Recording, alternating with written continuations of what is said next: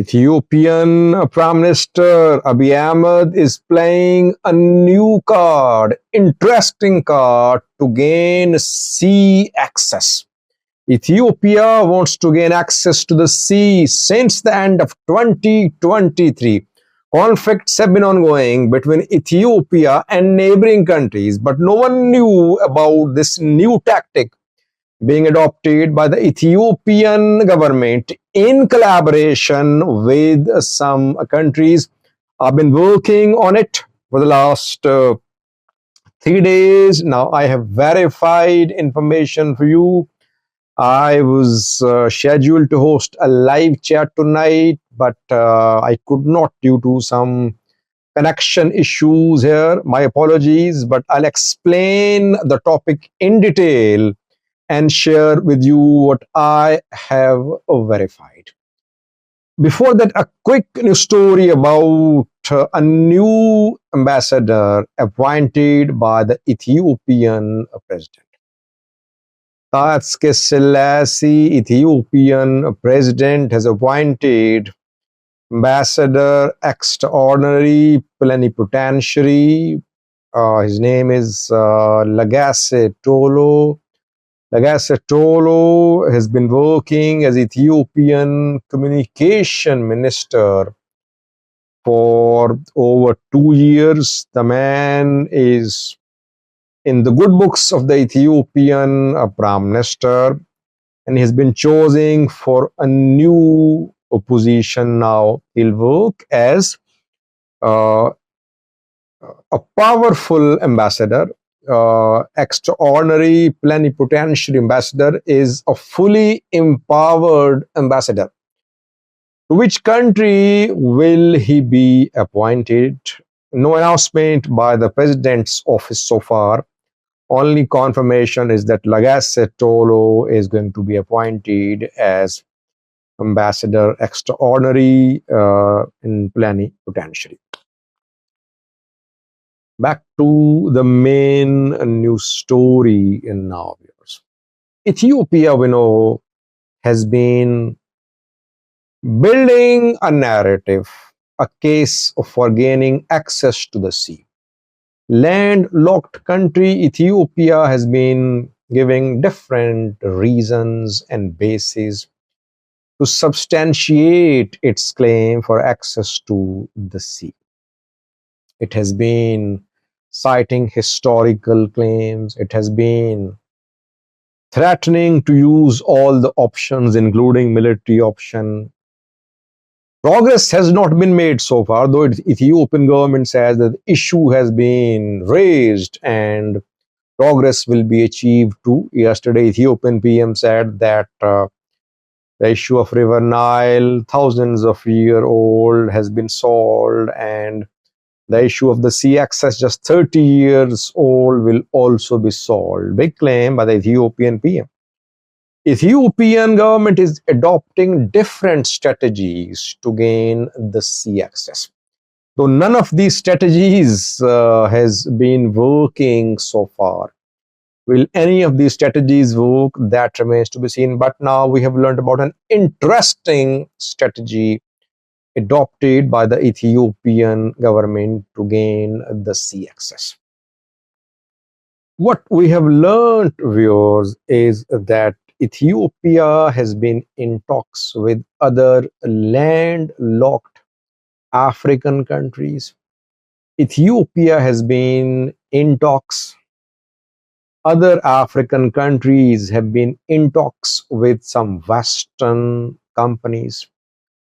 Some mining companies were also contacted. So what is happening? Why are mining companies being contacted? Why are other African countries being involved? What does Ethiopia want from them? Well, firstly, what we have learned is that Ethiopia is trying to get the support of landlocked African countries for its case to the sea access. Ethiopian authorities have been contacting Ugandan government. Rwandan government, and other governments in Africa where countries are landlocked. Ethiopian government has been asking these countries to support the Ethiopian government's case for the sea access, because if today Ethiopia gains the sea access, tomorrow other landlocked countries could also gain the sea access. But these African countries separately are not in a position to register any infants, because in the end Ethiopia would need the support of the international community.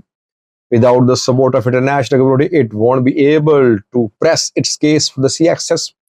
And international community means Western countries, Americans, obviously Chinese and Russians are also important, but Western countries and yes, Chinese and Russians are important too.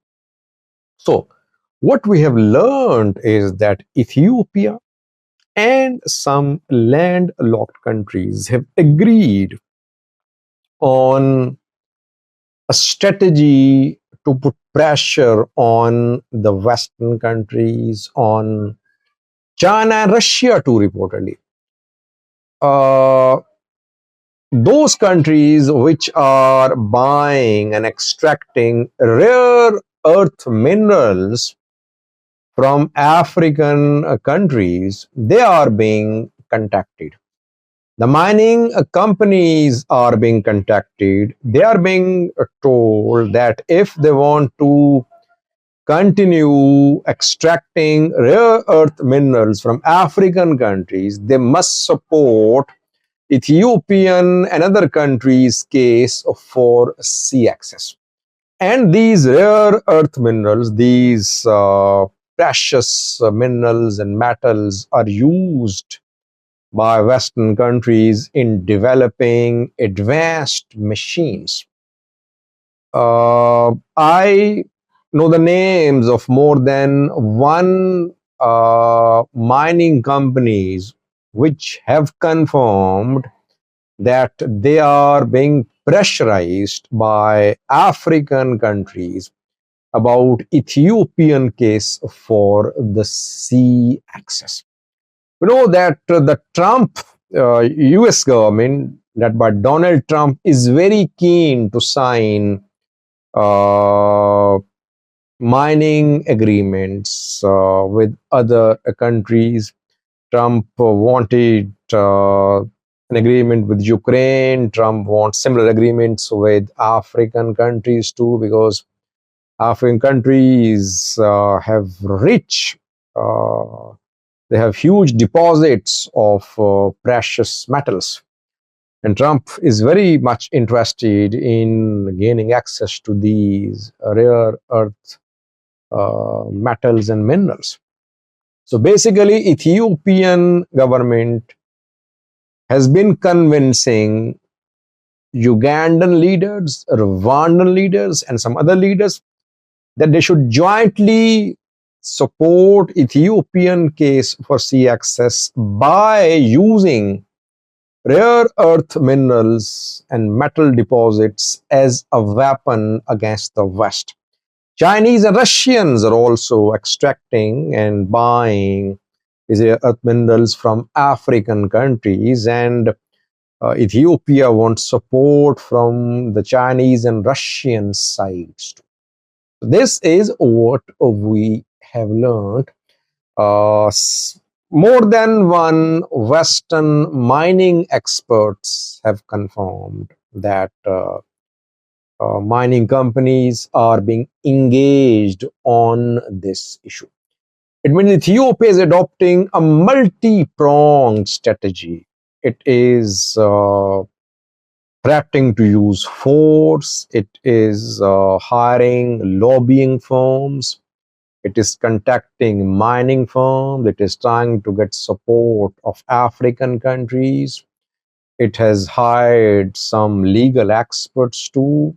So from each and every angle, Ethiopian government is analyzing its case for sea access.